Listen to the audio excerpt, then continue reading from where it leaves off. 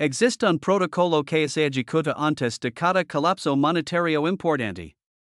No es una estrategia que funciona veces, hay una teoría que la gente inteligente debata, sino una secuencia mecánica que las familias más acaudaladas, los fondos soberanos más poderosos y los bancos centrales con más influencia siguen cada vez que una moneda de reserva entra en su espiral de la muerte.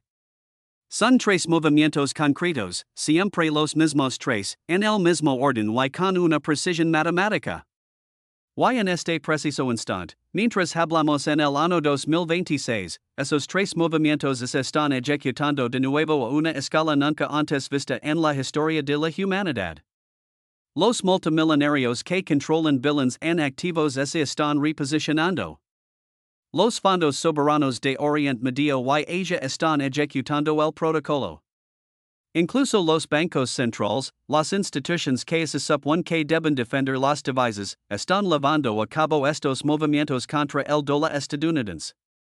En 1971, los bancos centrales europeos lo vieron venir 18 meses antes de que el sistema de Bretton Woods colapsara. El dólar fue devaluado frente al oro. Francia y Alemania ejecutaron los tres movimientos y protegieron la riqueza de sus naciones mientras el dólar perdió un 30% de su valor de la noche a la mañana. En 1985, George Soros y los zaibatsus japoneses vieron venir el Acuerdo del Plaza. Llevaron a cabo los tres movimientos cuando el dólar cayó un 50% durante los siguientes 3 años. Hicieron fortunas comprando activos estadounidenses a precios de liquidación. En 1997, Soros y un puñado de fondos de cobertura global macro ejecutaron los tres movimientos contra el baht Thailand, el ringgit Malaysia y la rupia Indonesia. Esas divisas colapsaron entre un 50 y un 80%. Los fondos ganaron miles de millones. Estas no son coincidencias. Esto es reconocimiento de patrones. Los colapsos monetarios siguen una secuencia predecible. Una moneda de reserva se apalanca en exceso. La nación emisora acumula déficits insostenibles. Los acreedores extranjeros pierden la confianza. Comienza la fuga de capitales. La divisa entra en una espiral de la muerte. Y como la secuencia es mecánica, la respuesta también lo es. Tres movimientos, los mismos tres que han protegido la riqueza y generado ganancias masivas antes de cada colapso monetario durante los últimos 100 años. Y esos tres movimientos están ocurriendo ahora mismo. China ha vendido 680 mil millones de dólares en bonos del Tesoro estadounidense durante los últimos 4 años. Japón ha vendido 310 mil millones de dólares. Fondos soberanos de Arabia Saudita, China y Qatar están comprando millones de acres de tierras de cultivo estadounidenses, no con dólares, sino con compras directas de activos que eluden completamente el sistema del dólar. Las naciones BRICS, Brasil, Rusia, India, China, Sudáfrica, que representan un 45% de la población mundial, han lanzado ahora su sistema monetario alternativo diseñado específicamente para reemplazar al dólar en el comercio internacional. El dinero inteligente no está haciendo conjeturas.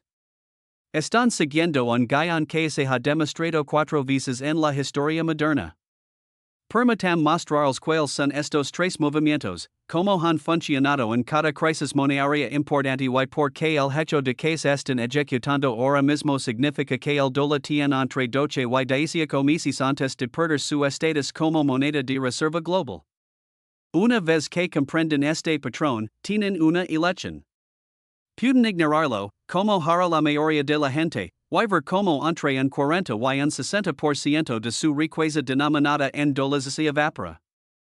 O pueden reconocer en qué punto del ciclo nos encontramos y tomar medidas para protegerse y potencialmente obtener ganancias mientras aún haya tiempo. La razón por la que siempre son tres movimientos y no dos, en 5, en ideas, radica en la propia estructura de los colapsos monetarios. Los colapsos monetarios no son eventos aleatorios. Son fallos mecánicos que ocurren en fases, y cada movimiento aborda una fase específica. El movimiento 1 es la salida. Es cuando los inversores sofisticados se dan cuenta de que una divisa está apalancada en exceso y el gobierno emisor no puede sostener su deuda. Los rendimientos potenciales ya no justifican el riesgo. Las cuentas ya no cuadran. Es en este momento cuando se salen de los bonos soberanos. Venden sus tenencias de bonos del Tesoro y convierten las promesas de pago en papel de la divisa moribunda en algo real. Se retiran antes de que comience la devaluación. El movimiento dos es la adquisición. Simplemente mantener efectivo en la divisa moribunda lo expone la devaluación. Cuando la divisa colapsa, el efectivo pierde poder adquisitivo. Por lo tanto, necesita convertir ese efectivo en activos reales que conserven su valor independientemente de lo que le ocurra al dinero fiduciario. Hablamos de inmuebles extranjeros, tierras productivas, empresas productoras de materias primas, activos tangibles que no pueden ser devaluados por la imprenta de un banco central. El movimiento tres es la diversificación. No solo está saliendo de la divisa moribunda.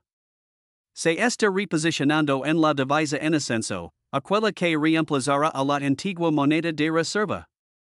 Establece cuentas, crea posiciones, construye infraestructura en el sistema financiero que dominará la próxima era.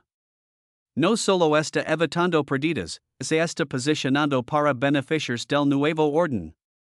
Ejecuta los tres juntos y habrá creado un posicionamiento perfecto. El movimiento 1 lo protege de la devaluación. El movimiento 2 preserva el poder adquisitivo y los activos reales. El movimiento 3 lo posiciona para obtener ganancias a medida que la nueva divisa asciende. Y luego hay un cuarto movimiento implícito que liga después del colapso, usar el capital que protegió y las posiciones que construyó para volver a comprar la divisa colapsada como activos a precios irrisorios, después de que la crisis haya destruido a todos los demás. Pero permitam mostrarles exactamente cómo se ha manifestado esto a lo largo de 4 crisis monetarias diferentes. El movimiento número 1 es la salida de bonos. Esto ocurre entre 12 y 18 meses antes del colapso de la divisa. Es la señal más temprana, el reconocimiento de que el gobierno emisor se ha endeudado en exceso y la divisa vía ser devaluada para reducir la carga de la deuda. Es en este momento cuando el dinero inteligente sale de los bonos soberanos. En 1971, Estados Unidos operaba el sistema de Bretton Woods. Bajo este sistema, establecido en 1944, el dólar estadounidense estaba vinculado al oro a $35 por onza. Otras divisas estaban vinculadas al dólar. Todo el sistema monetario global dependía de la promesa de que los dólares podían convertirse en oro. Pero Estados Unidos tenía un problema. La guerra de Vietnam y los programas de la gran sociedad estaban costando sumas ingentes de dinero. El gobierno federal incurría en déficits. Para financiar estos déficits, Estados Unidos estaba, en la práctica, imprimiendo dólares. Pero, bajo los acuerdos de Bretton Woods, se suponía que cada dólar debía estar respaldado por oro en Fort Knox. Hacia finales de la década de los 60, el número de dólares en circulación superaba con creces el oro que los respaldaba. Los gobiernos extranjeros, en particular Francia y Alemania, empezaron a percatarse de ello. En 1965, el presidente Francis Charles de Gaulle ofreció una rueda de prensa. Afirmó explícitamente que Estados Unidos estaba abusando de su privilegio como emisor de la moneda de reserva. Dijo que Francia ya no aceptaría dólares. Francia quería oro y de Gaulle comenzó a ejecutar la jugada maestra. Desde 1965 hasta 1971, Francia convirtió 3.500 millones de dólares en activos del Tesoro estadounidense en oro físico. Exigieron oro al Tesoro de Estados Unidos y lo enviaron a París. Alemania hizo lo mismo, convirtiendo más de 2.000 millones de dólares en bonos del Tesoro en oro. Esta fue la salida de bonos. Francia y Alemania comprendieron que el dólar estaba excesivamente apalancado. Estados Unidos no tenía suficient oro para respaldar los dólares en circulación. El sistema estaba a punto de colapsar. Por ello, salieron de los bonos soberanos denominados en dólares y los convirtieron en oro antes del colapso. Para 1971, las reservas de oro de Estados Unidos habían caído de más de 20,000 toneladas en 1950 a menos de 8,000 toneladas. El 15 de agosto de 1971, el presidente Richard Nixon se vio obligado a cerrar la ventana de oro. Anunció que Estados Unidos ya no convertiría dólares en oro. El sistema de Bretton Woods colapsó. El dólar se devaluó de inmediato. Frente al oro, el dólar cayó de 35 dólares por onza a 42 dólares por onza en diciembre de 1971, una devaluación inmediata del 20%.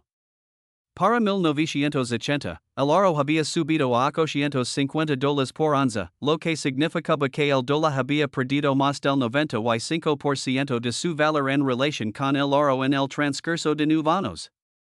Francia y Alemania, al haber ejecutado la jugada maestra y salido de los bonos en dólares por oro, preservarán su poder adquisitivo. Las naciones que permanecieron en bonos en dólares y que confiaron en el sistema perdieron el 20% de sus reservas de la noche a la mañana y el 95% a lo largo de la década. Avancemos rápidamente a 1985. El dólar estadounidense se había sobrevalorado masivamente a principios de la década de los 80.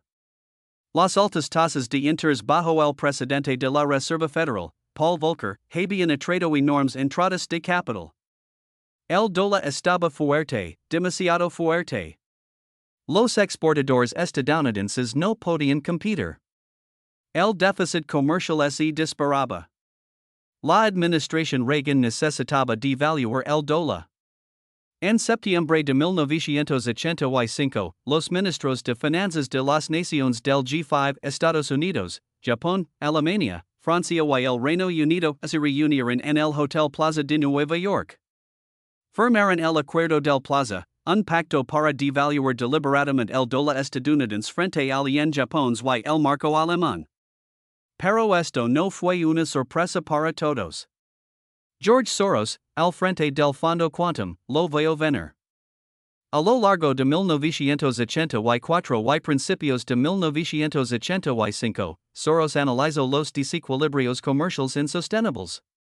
Concluyó que el dólar tenía que caer y comprendió que los gobiernos se coordinarían para lograrlo. Soros ejecutó la jugada maestra. Comenzó a salir de las posiciones largas en dólares y a construir posiciones cortas. Vendió bonos del Tesoro estadounidense. Se puso fuertemente a la baja en el dólar frente al yen y el marco alemán. Cuando se anunció el Acuerdo del Plaza en septiembre de 1985, el dólar inició un colapso controlado. Durante los siguientes 3 años, el dólar cayó un 50% frente al yen y el marco alemán. Soros, al haber ejecutado la jugada maestra y salido de los bonos en dólares antes de la devaluación, ganó cientos de millones de dólares. Los inversores que permanecieron en bonos en dólares vieron como sus activos perdían la mitad de su valor en relación con las monedas en ascenso. En 1997, el patrón se repitió en Asia.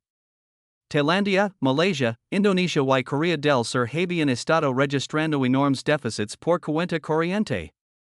Habían pedido prestado fuertemente en dólares estadounidenses para financiar de infraestructuras y bienes raíces, pero sus monedas estaban ancladas al dólar.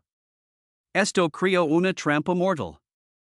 Cuando el dólar estadounidense se fortaleció en 1996 y 1997, sus exportaciones se volvieron menos competitivas, sus déficits comerciales se ampliaron y no tenían las reservas de divisas para defender sus anclajes. George Soros y un grupo de fondos de cobertura macro global, incluyendo el Tiger Fund de Julian Robertson y Duquesne Capital de Stanley Druckenmiller, vieron la oportunidad. A principios de 1997, comenzaron a ejecutar la jugada maestra contra el bot tailandés. Pidieron prestados miles de millones de bot, convirtieron esos bot en dólares y vendieron el bot en corto. Estaban saliendo de los bonos denominados en baht y apostando por la devaluación. En julio de 1997, Tailandia se vio obligada a abandonar el anclaje. El baht colapsó un 50% en cuestión de semanas. El contagio se extendió.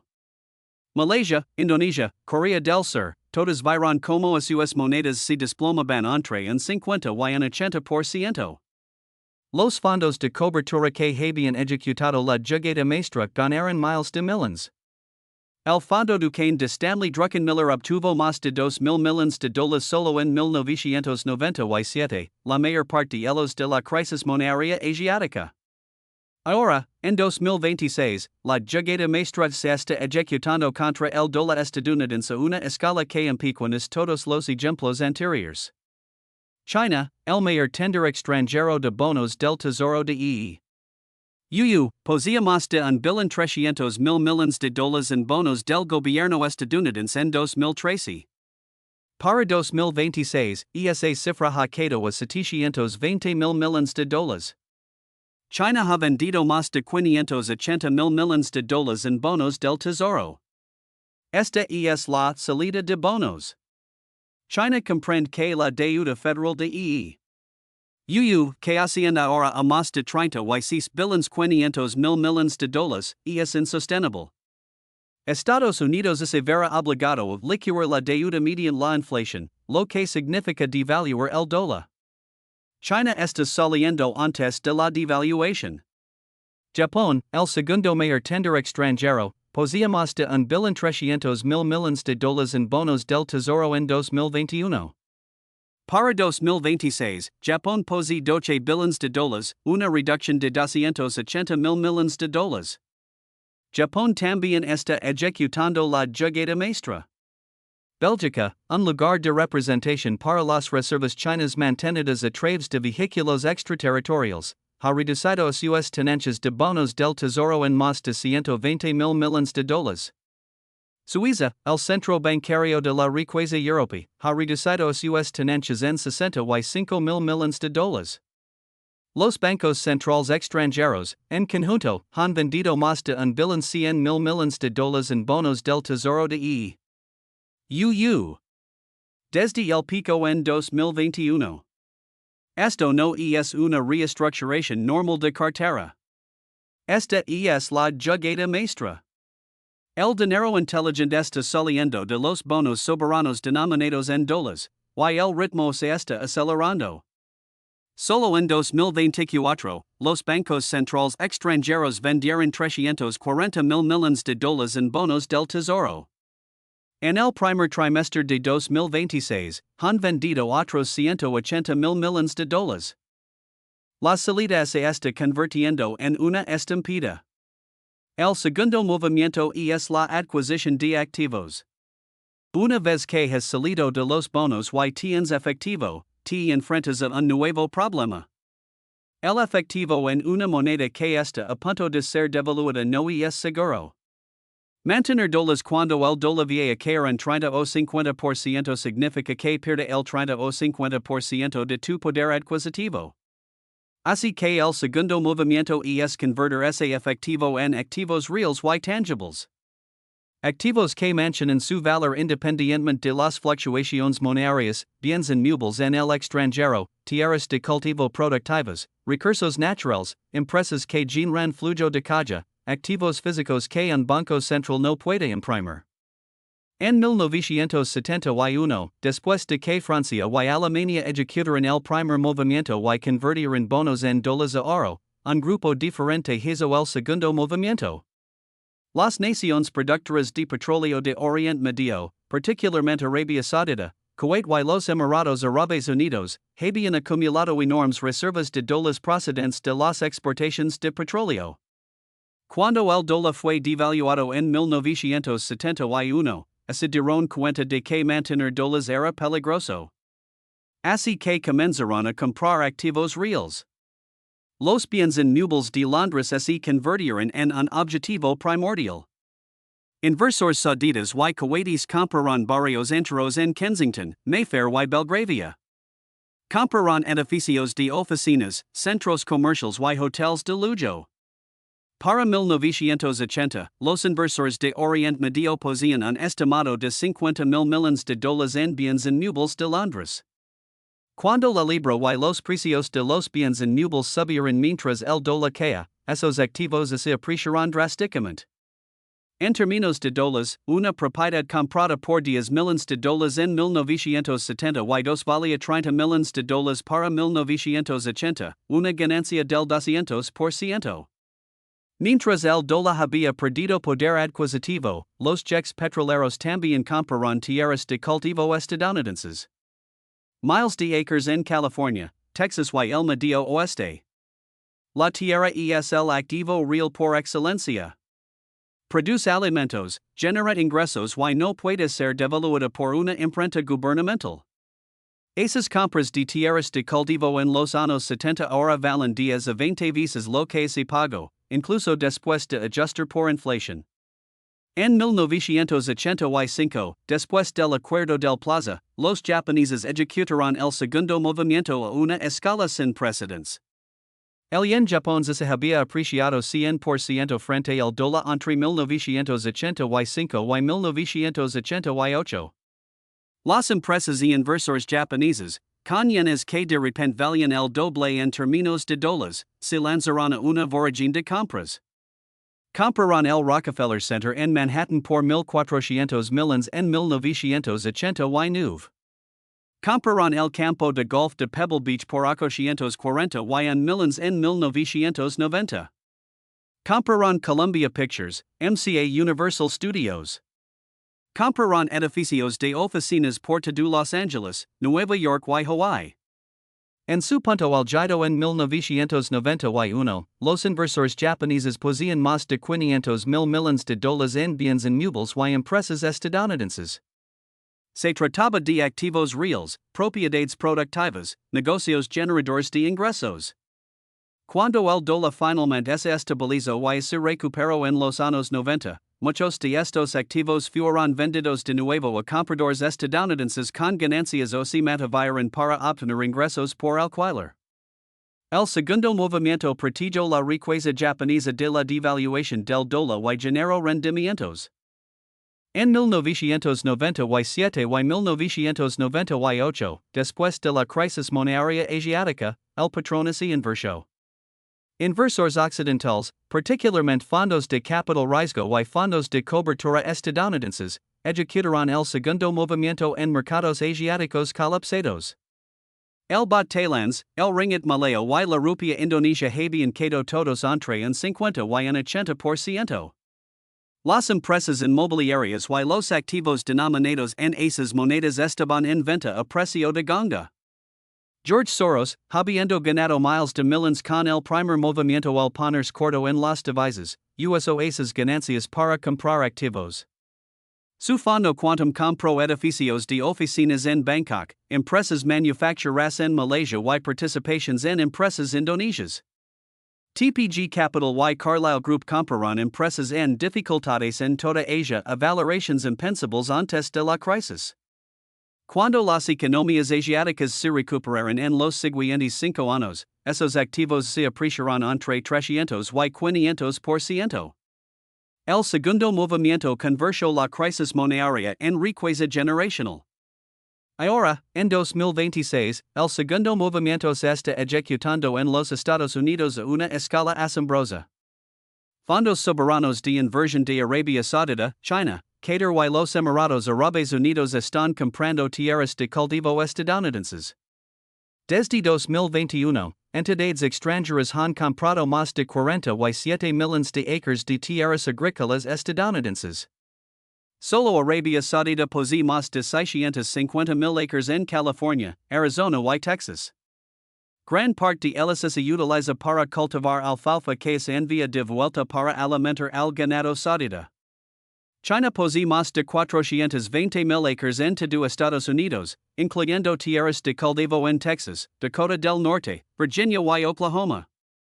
El Fondo Soberano de Inversión de Qatar ha comprado más de 280,000 acres.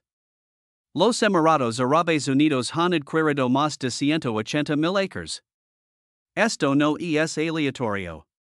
Esto es el segundo movimiento. Estas naciones entienden que el dólar va a ser devaluado. Están convirtiendo las reservas de dólares en activos reales estadounidenses, tierras de cultivo que producen alimentos, terrenos que generan ingresos. Cuando el dólar sea un 30 o 40%, el valor de esa tierra en su moneda local se aprecia entre un 40 y 3 y un 60 y 7%. Están protegiendo el poder adquisitivo mediante la adquisición de activos reales. Las empresas chinas y los fondos de inversión también están comprando empresas tecnológicas estadounidenses, instalaciones de fabricación y infraestructura.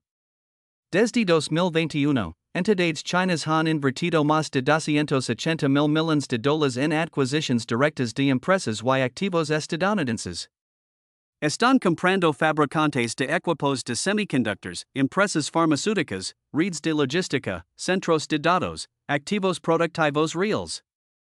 Cuando el dólar se devalúa, esos activos seguirán produciendo bienes y generando flujo de caja. El valor en dólares puede caer, pero la capacidad productiva se permanece. Fondos de pensiones europeos y riqueza soberana de Oriente Medio están comprando bienes inmuebles estadounidenses, edificios de oficinas, complejos de apartamentos, almacenes industriales, centros de datos. Solo en 2024 y 2025, la inversión extranjera en bienes inmuebles comerciales de EU superó los $190 mil millones anualmente. En el primer trimestre de 2026, el ritmo se ha acelerado a $225 mil millones anualizados. Están convirtiendo dólares en activos tangibles que mantienen su valor sin importar los vaivenes de las divisas. Los fondos de pensiones canadienses han adquirido más de $120 mil millones en activos de infraestructura estadounidense desde 2022. Hablamos de autopistas de peaje, aeropuertos, puertos, oleoductos y gasoductos. Estos activos generan flujo de caja en dólares, pero la infraestructura conserva su valor independientemente de las fluctuaciones monetarias. Esta estrategia está activa. El capital inteligente está comprando activos reales estadounidenses mientras el dólar aún goza de una relativa fortaleza. Cuando el dólar se derrumbe, serán dueños de tierras productivas, empresas y propiedades estadounidenses, y su poder adquisitivo en su propia divisa se habrá preservado. El movimiento número 3 es la diversificación de divisas. Este es el último movimiento de posicionamiento estratégico. Ya te has salido de los bonos de la divisa en declive. Has comprado activos reales para preservar el poder adquisitivo. Ahora te posiciones en la divisa en ascenso, aquella que reemplazará a la antigua reserva. Abres cuentas. Acumulas reservas. Estableces una infraestructura en el sistema financiero que dominará la próxima era. No solo estás evitando el colapso, sino que te estás posicionando para beneficiar del nuevo orden. En 1971, después de que el dólar fuera devaluado y desvinculado del oro, la pregunta era, ¿qué divisa ascendería? La respuesta fue el franco suizo y el oro mismo. Suiza no había inflado su divisa. Los bancos suizos eran vistos como refugios seguros. Americanos y europeos adinerados empezaron a abrir cuentas en bancos suizos y a mantener francos suizos. Desde 1971 hasta 1980, el franco suizo se apreció más de 200% frente al dólar. Los estadounidenses que habían ejecutado el movimiento 3 y diversificado en francos verán como su riqueza se triplicaba en términos de dólares. El oro, que se convirtió en una divisa flotante después de 1971, se apreció de $35 por onza a $850 por onza para 1980, un aumento del 2.300%. Aquellos que mantuvieron oro como alternativa monetaria hicieron fortunas. En 1985, después del Acuerdo del Plaza, las divisas en ascenso fueron el yen japonés y el marco alemán. Estas eran las divisas que el Acuerdo del Plaza había elegido específicamente para su apreciación. Inversores experimentados que comprendieron esto ejecutaron el movimiento trace. Abrieron cuentas denominadas en yenes. Compraron bonos en yenes. Se posicionaron en activos en marcos alemanes. De 1985 a 1988, el yen se apreció 100% frente al dólar. El marco alemán se apreció 80%. Los inversores que se habían diversificado en estas divisas vieron como su riqueza se duplicaba en términos de dólares en un lapso de 3 años sin asumir ninguna apuesta arriesgada. Simplemente mantener las divisas en ascenso generó rendimientos masivos. En 1997, la crisis monetaria asiática creó un escenario inverso. El capital del baht Thailands, el ringgit Malaysia y la rupia Indonesia hacia el dólar estadounidense y el euro. El dólar y el euro eran los refugios seguros. Los inversores que ejecutaron el movimiento trace al convertir las divisas asiáticas en dólares antes del colapso preservaron su riqueza. Aquellos que permanecieron en divisas locales perdieron entre 50 y 80%. Ahora, en 2026, el movimiento trace se está ejecutando en múltiples divisas y alternativas de forma simultánea. La diferencia esta vez es que el dólar estadounidense es la divisa en decadencia y no hay un único reemplazo claro. En su lugar, está surgiendo un sistema monetario multipolar. China está posicionando el yuan como la divisa asiática dominante. Las naciones BRICS, Brasil, Rusia, India, China, Sudáfrica, más los nuevos miembros incorporados en 2024, Arabia Saudita, Emiratos Árabes Unidos, Irán, Egipto y Etiopía, están construyendo un nuevo sistema monetario.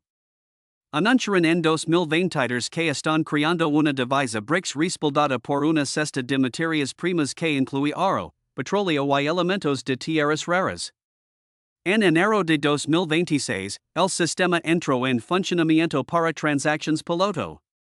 El sistema de pagos BRCS Bridge ya está operativo para liquidaciones transfronterizas entre las naciones miembros.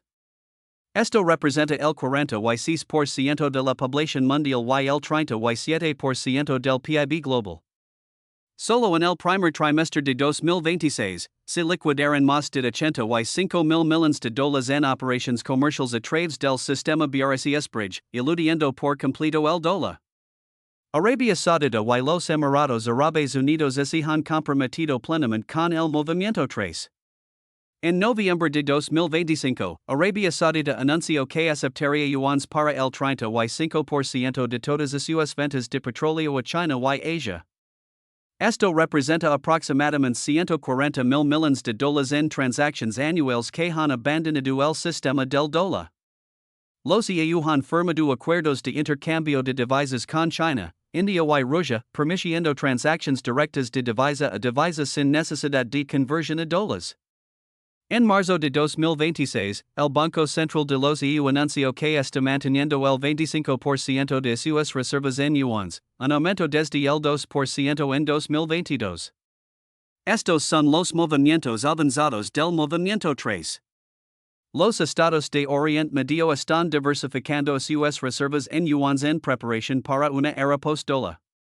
Los bancos centrales a nivel mundial están comprando oro a niveles récord que se han mantenido durante 4 años consecutivos. En 2022, los bancos centrales añadieron 1,082 toneladas de oro a sus reservas. En 2023, añadieron 1,037 toneladas. En 2024, añadieron 1,144 toneladas. Solo en el primer trimestre de 2026, los bancos centrales han añadido 320 toneladas, lo que anualiza a 1,280 toneladas para todo el año. Esta es la mayor compra sostenida de oro por parte de los bancos centrales desde los años 60, justo antes del colapso de Bretton Woods. El Banco Central de Polonia ahora mantiene el 15% de sus reservas en oro, un aumento desde el 3% en 2019. Singapur ha aumentado sus reservas de oro en 400% desde 2021. Turquía ahora posee el 27% de sus reservas en oro. India mantiene el 14%. China, que no divulga completamente sus reservas, se estima que posee más de 4,000 toneladas, un aumento desde las 1,800 toneladas en 2015. ¿Por qué? Porque el oro es la alternativa monetaria definitiva. Cuando las divisas fiduciarias colapsan, el oro perdura. Los bancos centrales están ejecutando el movimiento tres, diversificando sus reservas fuera de los dólares y hacia el oro. Personas adineradas están abriendo cuentas en Singapur, Suiza y los Emiratos Árabes Unidos a ritmos sin precedentes. Estos son centros financieros con divisas fuertes y sistemas bancarios que no dependen del dólar.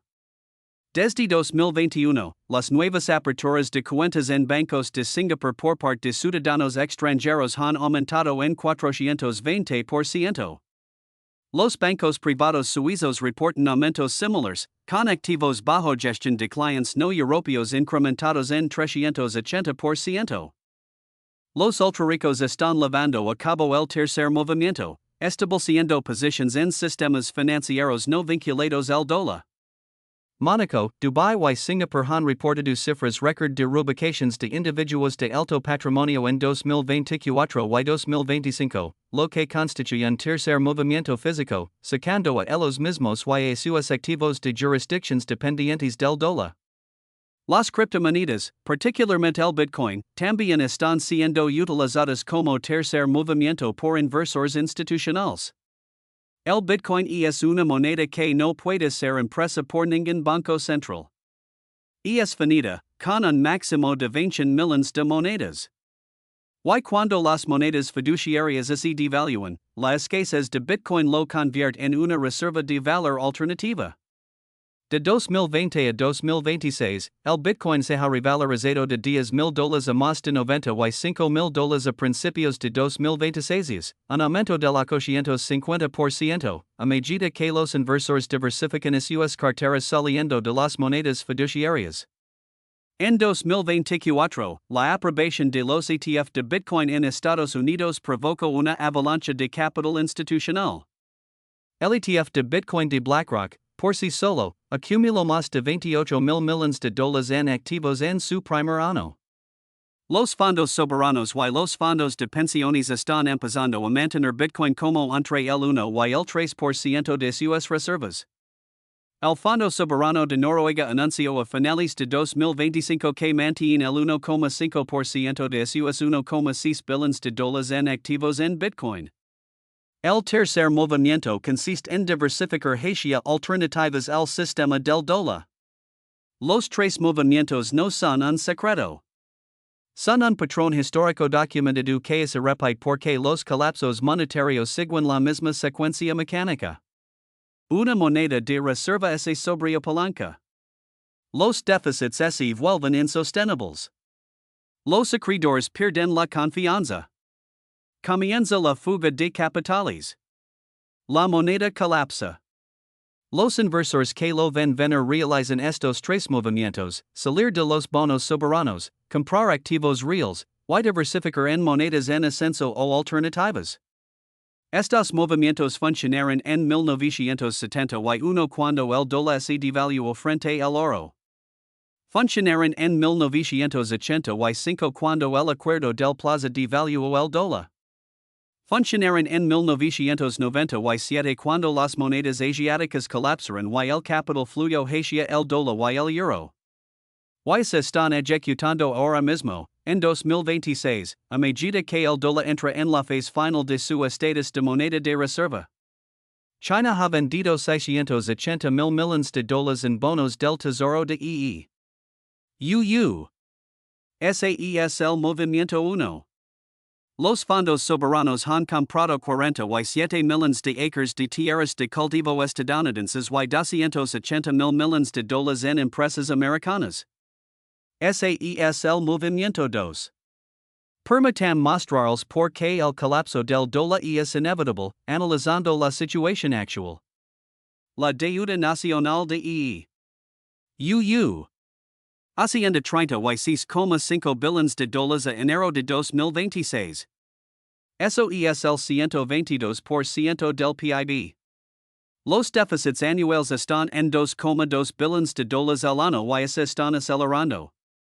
La Oficina de Presupuesto del Congreso proyecta que los déficits promediarán 2,7 billones de dólares al año durante la próxima década. Esto significa que la deuda alcanzará los 51 billones de dólares para 2030 y 63 billones de dólares para 2034. Esto es matemáticamente insostenible. El gasto en intereses de la deuda es ahora de 1,28 billones de dólares al año, según el primer trimestre de 2026. Esto es mayor que el presupuesto de defensa, mayor que Medicare. El gobierno está gastando más en pagar a los tenedores de bonos que en financiar cualquier otro programa individual. Y las tasas de interés están en un 4,7% en promedio. Si las tasas suben al 7%, lo que es cada vez más probable que la inflación se mantenga elevada por encima del objetivo de la Fed, el gasto en intereses superará los 2,2 billones de dólares al año. En ese punto, los intereses más la seguridad social más Medicare consumirán el 105% de los ingresos fiscales federales. Todo lo demás, defensa, educación, infraestructura, beneficios para veteranos, tendrá que financiar 100% con préstamos. Los acreedores extranjeros entienden estas cifras. Ven que no puede mantener el servicio de esta deuda sin inflar la moneda. Por lo tanto, están saliendo. China y Japón, los dos mayores tenedores extranjeros, han reducido sus tenencias en 860 mil millones de dólares desde el pico de 2021. Bélgica, Suiza y otros intermediarios han vendido otros 285 mil millones de dólares. Las tenencias oficiales extranjeras de bonos del Tesoro de alcanzarán un máximo de 7,6 billones de dólares en 2021. A principios de 2026, han quedado a 6,5 billones de dólares, lo que representa 1,1 billones de dólares en ventas a lo largo de 4 años. El movimiento está en pleno apogeo y acelerándose, pero el gobierno de sigue pidiendo prestado 2,2 billones de dólares al año. Si los compradores extranjeros están vendiendo más de 300 mil millones anualmente y el gobierno necesita emitir 2,2 billones en nueva deuda, ¿quién está comprando? La Reserva Federal. La Fed ha reanudado la flexibilización cuantitativa en 2025, oficialmente titulada Operations de Balance, pero que en la práctica monetiza el déficit. El balance de la Fed, que se había reducido a 7,2 billones de dólares en 2024, ha vuelto a expandirse a 7,8 billones de dólares para el primer trimestre de 2026. Esto es un primer de enero. Cuando la Fed compra bonos con dólares recién creados, aumenta la oferta monetaria, lo que devalúa la moneda. El dólar está siendo deliberadamente devaluado para gestionar la deuda. Esto acelera el colapso de la moneda. La cuota del dólar en las reservas globales de divisas ha ido cayendo de manera constante. En 2000, el dólar representaba el 71% de las reservas globales. Para 2020, era del 59%. Para 2025, era del 57%. Para el primer trimestre de 2026, ha quedado al 55,2%. La tendencia es lenta pero constante, y se está acelerando. Si el dólar sigue por debajo del 50% de las reservas globales, lo que el ritmo actual ocurrirá a finales de 2027 o principios de 2028, pierde el efecto de red que lo convierte en la moneda de reserva. Una vez que ya no sea la reserva dominante, la transición se acelera. Los países y las empresas que utilizaban dólares porque todos los demás los usaban cambiaron a alternativas porque todos los demás están cambiando. El punto de inflexión se acerca rápidamente. La desdolarización del comercio de petróleo es el factor más crítico. El petróleo es el mercado de materias primas más grande del mundo. Durante 50 años, el petróleo se ha cotizado y comercializado exclusivamente en dólares. Esto creó una demanda obligatoria de dólares. Todo país necesitaba dólares para comprar petróleo. Pero esto está cambiando drásticamente. En 2023, Arabia Saudita comenzó a aceptar yuanes por las ventas de petróleo a China. A principios de 2026, el 35% del comercio de petróleo entre Arabia Saudita y China se realiza en yuanes. Rusia vende el 100% de su petróleo a China. India y otras naciones no occidentales en rublos, yuanes y rupias. Irán vende en euros, yuanes y criptomonedas. Los Emiratos Árabes Unidos aceptan yuanes por el 28% de las ventas de petróleo. Incluso Irak ha comenzado a aceptar yuanes por las ventas a China. La participación del dólar en las transacciones petroleras globales ha quedado de un 95% en el año 2020 a aproximadamente un 74% a principios del año 2026. Si esto continúa al ritmo actual, y todas las proyecciones sugieren que se acelerará, la participación del dólar será por debajo del 60% para finales del año 2027. Una vez que el petrodólar es equilibrio, una vez que el petróleo puede comprar sin dólares, la demanda obligatoria de dólares desaparecerá. Y cuando la demanda desaparece, el valor cae. El dólar perderá entre un 35 y un 50% de su valor frente a una cesta de divisas. Y el oro, en un plazo de entre 18 y 30 meses desde que el dólar pierde su estatus de reserva. Esto es lo que le ocurrió a la libra esterlina cuando perdió su estatus de reserva tras la Segunda Guerra Mundial. La libra cayó de $43 en 1945 a $280 para 1949, una queda del 30%. Luego cayó a 240 para 1967, otro 14%.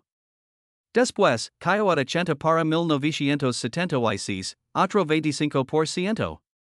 La libra perdió más del 55% de su valor en 30 y en años al pasar de divisa de reserva a divisa regional. El dólar seguirá el mismo camino, pero más rápido, porque el sistema financiero global se mueve más deprisa hoy que en los años 1940. Basándonos en el patrón histórico y la actual aceleración de los tres movimientos, el cronograma es claro. Estamos en la ventana de entre 12 y 18 meses antes de que el dólar pierda su estatus de divisa de reserva.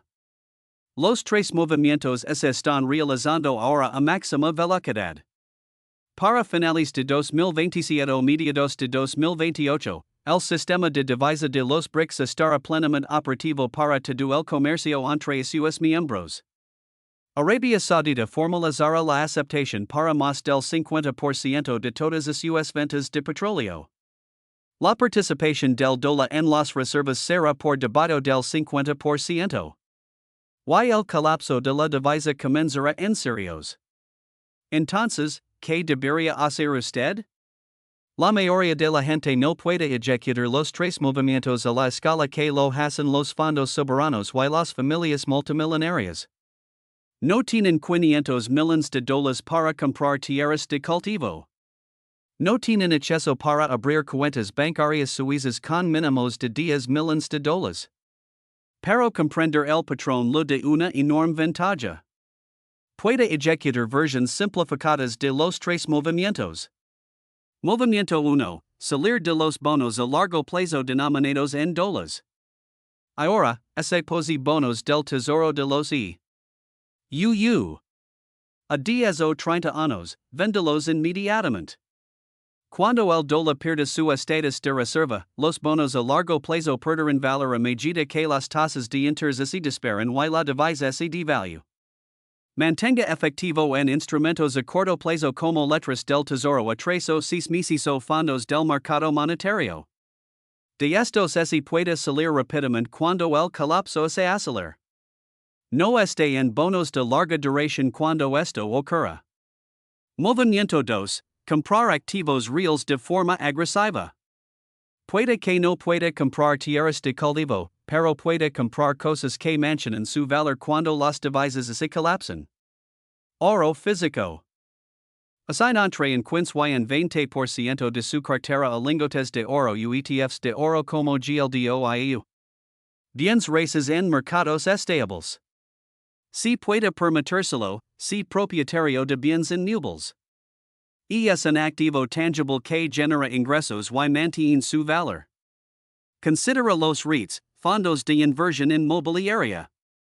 Si la propiedad directa no es factible, concéntrese en aquellos con activos tangibles como REITs de tierras de cultivo, REITs madereros o propiedades industriales. Acciones de empresas productoras de materias primas. Empresas que producen petróleo, cobre, productos agrícolas, litio, tierras raras. Estos generan flujos de efectivo en bienes reales que mantienen su valor a través de las diferentes divisas, como acciones de energía, acciones mineras, empresas agrícolas. Movimiento 3. Diversificar su exposición a divisas.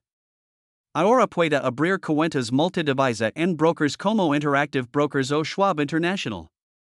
Mantenga posiciones en francos suizos, coronas noruegas, dólares singapurenses, incluso pequeñas asignaciones a yuanes están disponibles.